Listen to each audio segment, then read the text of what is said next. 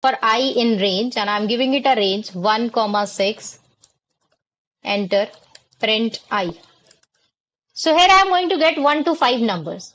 But suppose I don't want 1 to 5, I just want 1, 3, 5. It means odd number out of it. So what I can do is I can say for I in range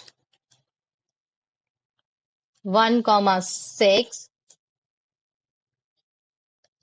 print I. This is the normal code that I have written till now. But now I have to make some modification. I have to add steps as well. So in this case, it will print 135 for me because it's starting from 1, going up to 6 and skipping 2 numbers. By default, in this case, it was 1. So suppose I'm entering 1, I will get the same output because by default, the value is 1. It is skipping 1 numbers and printing 1, 2, 3, 4, 5 for you.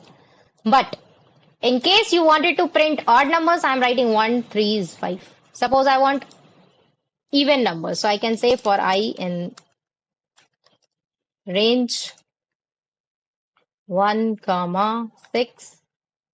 So let's start from 0 because I want 2. So in this case also I'm going to use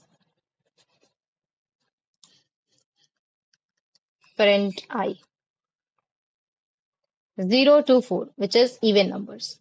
So this is how your range function works. There are 2 types of range functions. One is with the start and end. Another one is with the